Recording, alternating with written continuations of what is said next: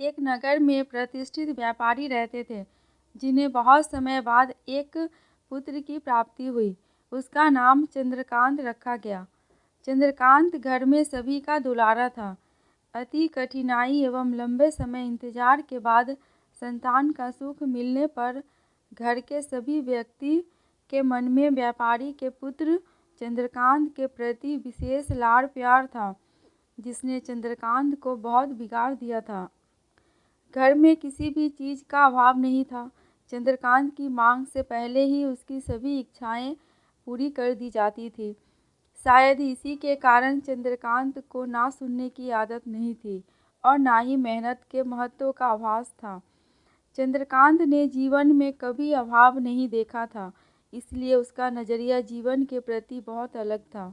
और वही व्यापारी ने कड़ी मेहनत से अपना व्यापार बनाया था। ढलती उम्र के साथ व्यापारी को अपने कारोबार के प्रति चिंता होने लगी थी।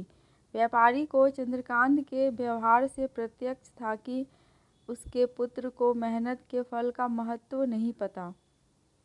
उसे आभास हो चुका था कि उसके लाड़ प्यार ने चंद्रकांत को जीवन में मेहनत के महत्व से बहुत दूर कर दिया है। गहन चिंतन के बाद व्यापारी ने निश्चय किया कि वो चंद्रकांत को मेहनत के फल का महत्व स्वयं सिखाएगा, चाहे उसके लिए उसे कठोर ही क्यों न बनना पड़े।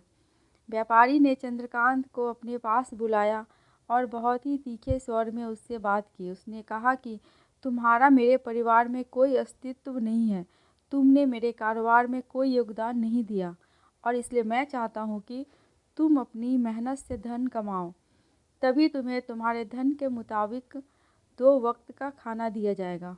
यह सुनकर चंद्रकांत को ज़्यादा कोई फर्क नहीं पड़ा।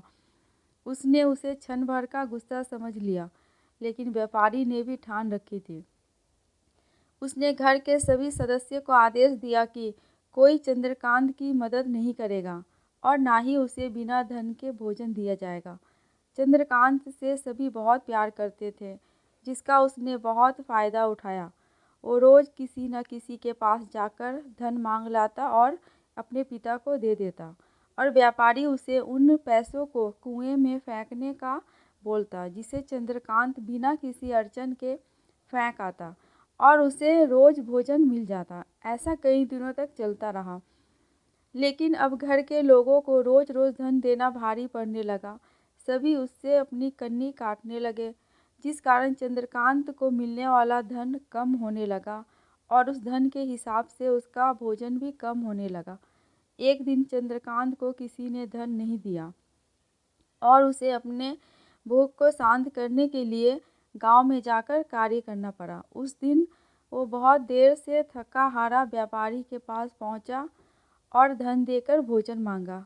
रोज़ के अनुसार व्यापारी ने उसे वो धन कुएं में फेंकने का आदेश दिया, जिसे इस बार चंद्रकांत सहजता से स्वीकार नहीं कर पाया और उसने पलटकर जवाब दिया, पिताजी, मैं इतनी मेहनत करके पसीना बहाकर इस धन को लाया और आपने मुझे एक क्षण में इसे कुएं में फेंकने कह दिया।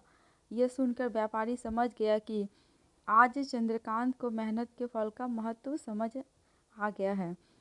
व्यापारी भली भांति जानता था कि उसके परिवार वाले चंद्रकांत की मदद कर रहे हैं, तभी ही चंद्रकांत इतनी आसानी से धन कुएं में डाल आता है। लेकिन उसे पता था एक न एक दिन सभी परिवारजन चंद्रकांत से कन्नी काट लेंगे।